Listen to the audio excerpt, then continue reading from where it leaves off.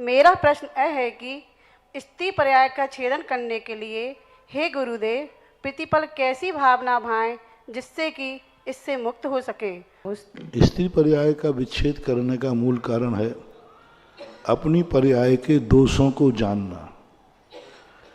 जिस पर्याय से हमें छूटना है उस पर्याय की हमें दोष जानना चाहिए। हमें संसार से छूटना है तो संसार के दोष क्या है।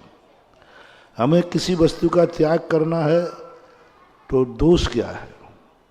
बिन जाने ते दोष गुणन को कैसे तजिए गहिए, यानी दोष देखो उसमें। हमें ये वस्तु छोड़ना है तो दोष।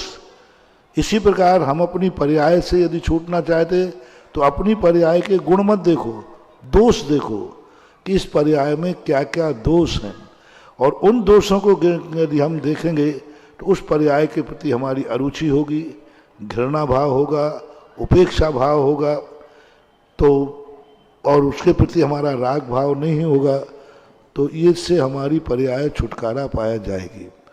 और स्त्री पर्याय के संबंध में हम अपने स्वरूप को इतना मर्यादित रखें कि वह दूसरों के लिए निमित्त ना बन पाए कारण। जैसे आप लोगों को वेशभूषा क्यों ढाक के किया जाता है, क्यों आवरणित किया जाता है, कि तुम्हारे को देख करके किसी के परिणामों में विकृति ना आए। यह भी एक प्रकार का स्त्री पर्याय का विच्छेद करने का कारण है। मर्यादित रहना, अच्छी तरह से रहना एक। दूसरा, दूसरों की गुप्त बातों को सुनने में रुचि नहीं रखना।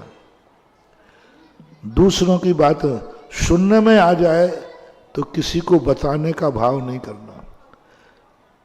स्त्रियों को सबसे बड़ा दोष किसी की बातों को जानने की जानकारी नहीं रखना।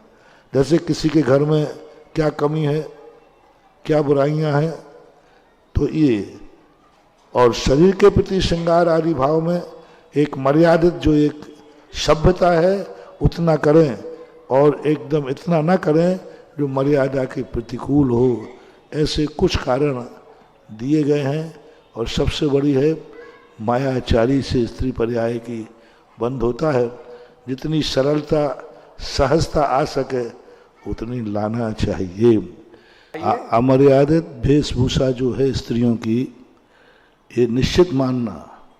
ऐसी अमर्यादित वेशभूषा जिससे दूसरों को देख के उनके परिणाम बिगड़ते हैं, नियम से वह मरकर स्त्री बनेगी, और यदि अति है तो वह मरकर के नपुंसक हिजड़ों में जन्म लेती है। पुरुष तो मिल ही नहीं सकता।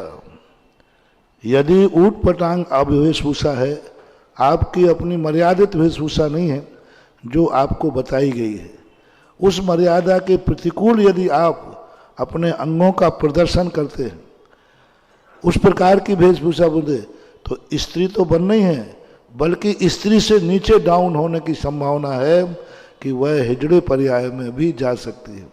इसलिए स्त्रियों की जो मर्यादापूर्ण वेशभूषा कही है, ये आपका बंधन नहीं है। स्त्री पर्याय से छुटकारा पाकर पुरुष बनने की प्रोसेस है, प्रक्रिया है। I hope all mothers, all dadis listening it, सब सुन रही हैं दादी और माएं, क्योंकि पूज्य श्री के ही शब्दों में कहूंगा कि आज बच्चे इसलिए नहीं सुधर रहे हैं क्योंकि माँ और दादियां बिगड़ रही हैं। तो ये बात, ये संदेश हम बच्चों को बाद में दें, अपने घर में इस संदेश को पहले लाएं, अपने वस्त्रों में शालीनता लाएं।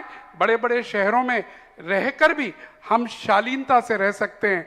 जब अमेरिका में, लंदन में रहकर बड़े बड़े लोग साड़ी में घूमते हैं, उन्हें सम्मान मिलता है, तो हमें भारत में क्यों दूसरों की नकल करना।